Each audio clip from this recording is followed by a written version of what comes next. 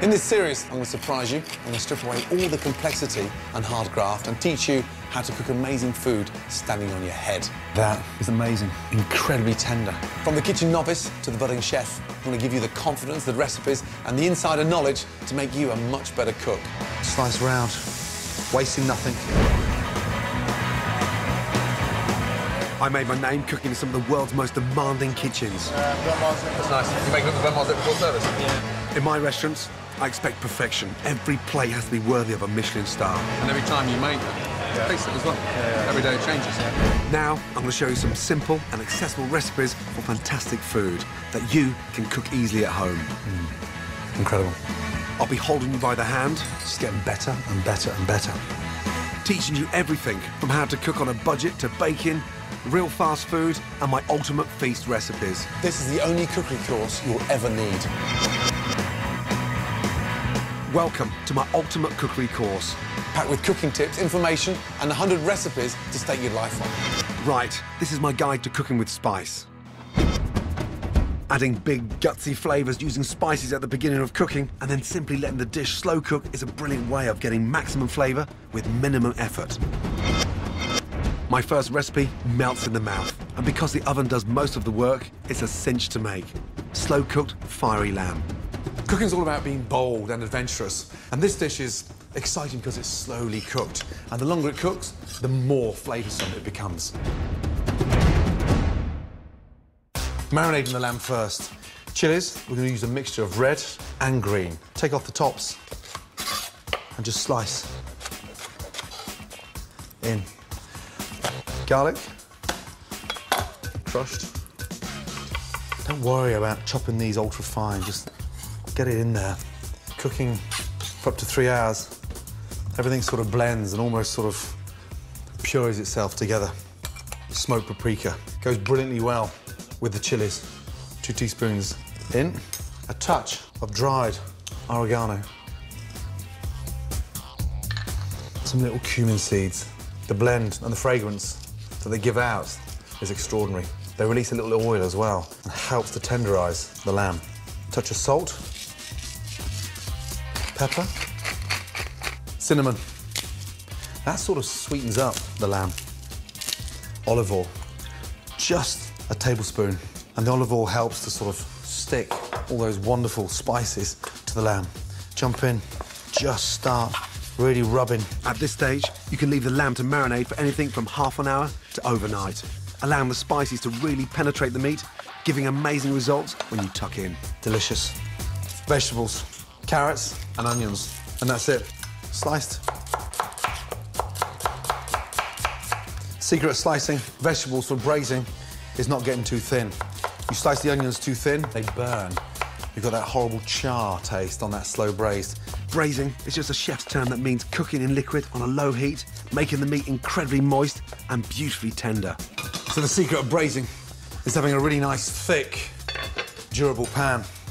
Get that nice and hot. Just a touch of olive oil. Lamb in, hold the bone, because you're in control then, into the pan. You want that white fat to start rendering, so it'll add more fat, therefore making it a lot more flavoursome as it braises. Chilies, cinnamon in, mix that up. And don't be scared, you're not burning this, you're sort of searing the lamb shanks, and this is the important part right at the very beginning. We're getting the colour on the lamb, which washes off as it braises in the oven, so be generous with that colour. Vegetables in. Wow. And then a couple of bay leaves. So now you lift the lamb up and get the lamb sat on top of the vegetables. Now, deglaze the pan with red wine. Deglazing means that you're cleaning the bottom of the pan and you're getting that amazing flavour washed off and lifted up into that sauce. It can really transform that dish. Always deglaze. Then bring to the boil and cook for about 10 minutes to reduce. The wine's reduced down by half. Now for the stock. Bring that stock back up to the boil and then into the oven. Now, don't cover it. When you cover it, all the condensation comes off the lid. Your lamb becomes grey. All this effort and that exciting spice gets washed away. No lid and into the oven for 3 hours. A slow cook on a low heat of 160 degrees gives the spices time to work and transform the meat so it's mouth-wateringly tender. Now, look at those. Out, on to a plate. You can just see that meat sliding down. Juicy and incredibly tender. Grab it by the shank, roll them around that rich, delicious sauce. Look at that. You can get your sauce. Nice. Beautiful. Just get some mint. Don't chop it. Just pick that fresh mint and let it snow. And there you go. A very spicy, delicious, melting in the mouth lamb shank. Amazing.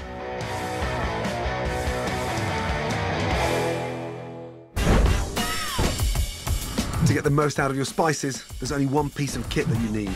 Pestle and mortar. I mean, they look fantastic and it's essential for any good kitchen. These things are so versatile. These ancient kitchen tools are perfect for everything, from pestos to dressings, and cost from around 15 quid.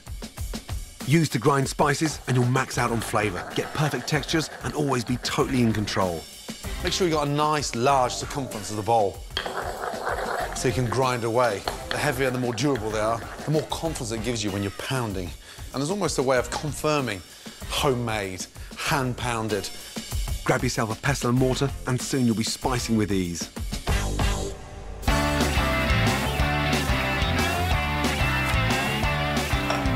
Spices are a brilliant way to add an extra layer and a depth of complexity to any dish.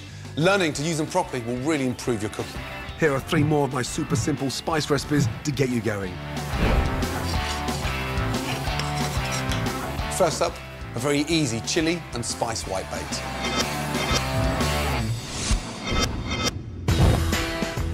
Start with the spice coating. Toast Szechuan peppercorns and coriander seeds in a hot, dry pan to release their flavours.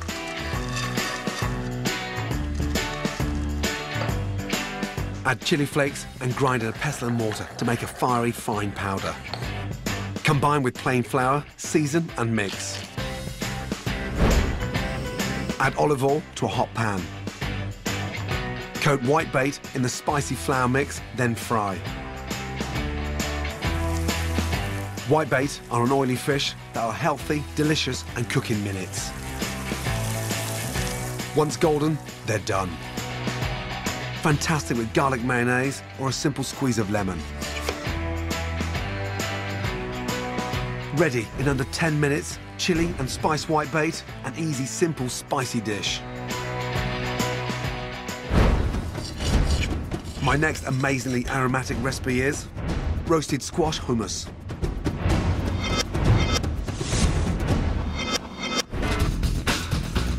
Start with my take on Ras Al Hanout, a classic Moroccan spice blend. In a dry pan, toast cinnamon, cloves, coriander, fenugreek and fennel seeds. Then add mustard seeds and cumin. When the seeds start to pop, they're ready. Add paprika and grind into a fine powder.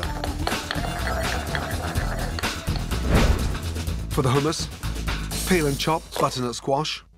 Put on a baking tray and add garlic, simply bashed, and chopped ginger. Drizzle with olive oil, season, and sprinkle over the spice mix. Then roast in a hot oven for half an hour until soft. Allow to cool and place in a blender. Add tahini, a nutty paste made from sesame seeds, cooked chickpeas, a dash of lemon juice, and a drizzle of olive oil. Blitz until luxuriously creamy and textured. Spices toasted for maximum flavour. Amazing roasted squash hummus. My final deliciously spicy dish is curry spice sweet corn soup. First, the fragrant curry paste. Roast coriander and cumin seeds until aromatic. Then grind, adding crushed garlic, chili powder, turmeric, and finely chopped ginger. Bring together with olive oil to form a thick paste. For the soup, fry finely chopped onions in olive oil. Add the curry paste and cook to release the flavours. Add cubed potatoes, chicken stock, and season. When the potato has softened, stir in creamed corn.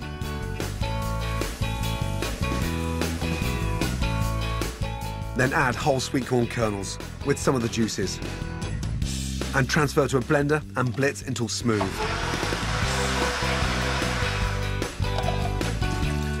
For texture, add more whole sweet corn. Heat, and it's ready to serve.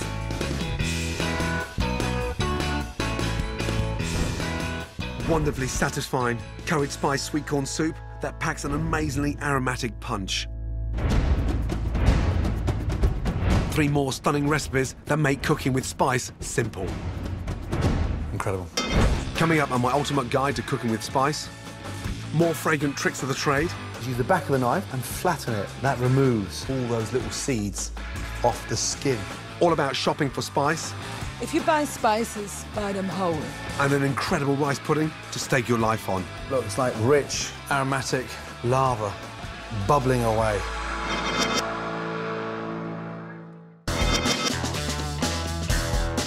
Welcome back to my ultimate cookery course. This is my guide to cooking with spice. Next up, my shopping guide to buying spices. When I buy my spice, I only want the best, and it always pays to get expert advice. Birgit Ereth has been selling every spice under the sun in London's Notting Hill for over 20 years, so she really knows what she's talking about. I love spices. The smell, the texture, the colour. Spices are so versatile. Something very, very simple can be really transformed into something really delicious. With thousands of aromatic ingredients on her shelves, if it smells good, she sells it. If you buy spices, buy them whole. Then you can dry roast them, grind them when you need them, and then they will release the essential oils. Whole spices you can keep for years. Give them a good bushing wine bottle with your rolling pin or whatever, and you see there is still aroma, and you can taste it, you smell it, then it's fine. There's 4 main spices. One is sweet, one is sour, one is bitter, and one is hot. This is cinnamon. And that is really a great example of a sweet spice. When you buy a cinnamon quill like this, you have to check that you have loads of different layers in here. Then you can either grind this or you'd break a piece off. I mean, this doesn't smell of anything now, but if you roll it in your hand, just quickly like this, and then you smell it again, this is just unbelievable. If you have spaghetti bolognese, put a pinch of cinnamon in it to bring out the flavor. Sumac, this is one of those really special spices. Sour, like a lemon, but it has a salty aftertaste. I use this anywhere from marinades to salad. You haven't lived unless you tried it. A great example for a bitter spice would actually be turmeric. This is actually a root. It grows in the ground like ginger. Use it very, very sparingly. About that much will actually color you a curry or a rice dish, wonderful yellow. Watch your fingers, you get really yellow fingers from it. And then we come to the hot spices. One spice that I couldn't miss, and that is Hungarian paprika. Paprika is the powdery form of a bell pepper. What makes the Hungarian paprika different is that they actually grow it on vineyards. It's sort of between the vines. It has a sweetness and it has a sharpness to it. I have it in ice cream, I have it on fish, I have it everywhere. Birgit's spot on about the power of spices to transform dishes, whether savoury or sweet. Here's my quick guide to the spices I use most. Black pepper. This is the spice I couldn't do without. Always buy it whole and grind yourself, so you get the freshest flavour. Cardamom. These pods come in green or black types and have a fantastic spicy sweet taste. Brilliant for everything from curries to rice dishes and puddings. Coriander. These citrusy seeds are perfect whole in pickles or grind to use in fragrant stews and soups. Cumin, a savoury spice that's pungent and nutty. It's great in marinades for delicious meat and fish. Then cinnamon, sweetly fragrant and great with apples or in cakes. And nutmeg, warm and spicy, it's delicious in a bechamel sauce. Finally, saffron. These sweet strands infuse a brilliant bright red colour and are great in risottos, and even though it's more expensive than gold, a pinch goes a long, long way. Store your spices properly and they'll last for years. You keep it airtight in a tin or in a glass jar in your cupboard. Don't be scared of spices, like an aftershave or a perfume. You have to select it yourself. It has to fit in with your taste and with your kitchen. Supermarkets and good local shops sell an amazing array of different spices, so there's no excuse for not being adventurous. Be bold, find what you like, and spice up your cooking. Like all chefs, I love the challenge of transforming classic recipes, giving them a new twist to make them modern and vibrant. To keep old dishes fresh and exciting, it's great to get spicy. My next recipe is a time-honoured British classic, but with the addition of spices, it's given a new lease of life. Fragrant spiced rice pudding. I love cooking with spices, but you don't have to just cook savoury dishes. Using aromatics and spices across desserts takes your puddings to a completely different level. First off, our spices. This is a fresh vanilla pod, fragrant and packed full of flavour. Use the back of the knife and flatten it. That removes all those little seeds off the skin of the vanilla pod. Take your knife, slice down the middle, and then when you open that up, the smell is incredible. You take the tip of the knife and you scrape inside, and look, all those seeds dying to come out. That is incredible. There are thousands of seeds still ingrained to the pod, so put them in to the casserole. Cardamom, powerful, spicy. Take 2 little pods, place your knife on top, and lightly crack them. Cracking the cardamom pods helps release all the amazing flavour.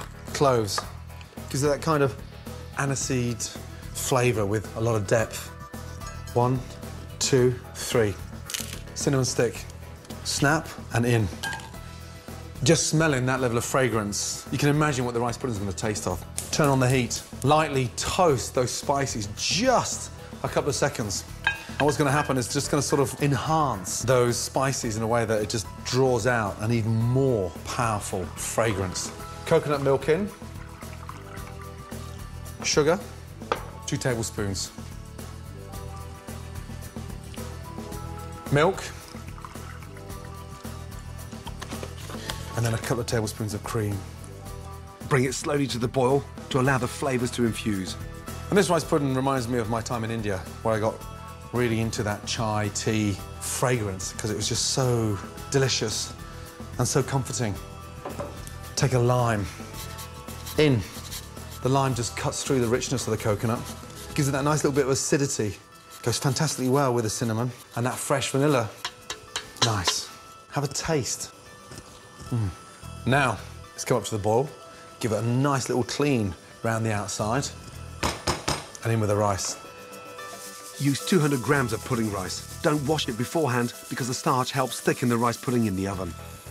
And just turn that down to a light simmer.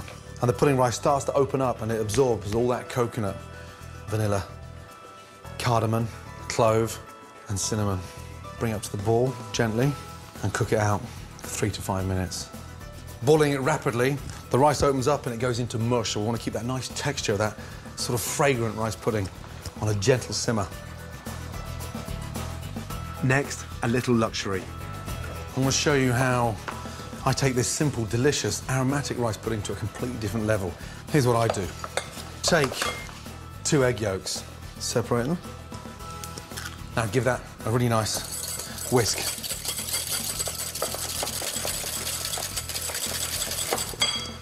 Two nice tablespoons of mascarpone cheese. Whisk that into the egg yolks.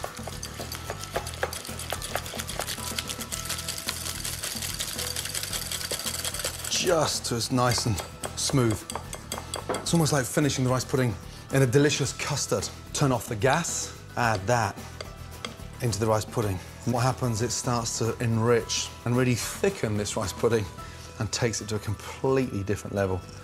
The rice is still not cooked, but starting to go nice and soft. You can just see how it's opening up. But look, it's like rich, aromatic lava bubbling away. Finally, grate more citrus zest. The lime on top. Roasted, caramelised lime zest on top of a rice pudding is phenomenal. Then put it in the oven for 15 minutes at 200 degrees to finish cooking the rice and develop the intensely aromatic flavours. Look at that. An incredibly fragrant rice pudding. How beautiful does that look? Spices are a brilliant way of helping classic dishes come alive. I'll guarantee you'll never ever have had a rice pudding like this before. Next, my tricks of the trade and kitchen tips. First, how to zest a lemon. The important part is not to zest any of the pith. Watch the following technique and I'll show you how. We've got these original graters. Really important when we use this, we use the fine zester. Not the big rough one, not the one for slicing, and not the other one for grating. This little one here. Onto a plate, because it's always easier to lift off from the plate than it is the board. And the most important thing about zesting a lemon is nice long strokes, but twisting the lemon round. Every time we go down, we twist. Same with the orange and same with the lime. Little tap. If you go too far, let me just show you. Look, you've got that white, bitter pith that destroys the wonderful, zesty flavour. And look, that's what we're looking for there. This really nice, vibrant lemon zest. Delicious. Garlic is a key ingredient in so many spicy dishes. My tip for finely chopping and mincing is to add a pinch of salt for abrasion, which helps break the fibres of the garlic down for a much better result. For getting the most out of root ginger, simply remove the skin using a teaspoon. It's easier than using a knife, and you can get around the tricky bits. Or just keep the skin on and give it a good wash. Never throw out vanilla pods. There's a ton of flavour left in the skin. Stick inside jars of sugar and leave to infuse. Great to sprinkle on cakes, biscuits or porridge. When grinding up spices, if you have any left over, you can store it in an airtight jar for up to 2 months. Great for a spicy kick to have at your fingertips.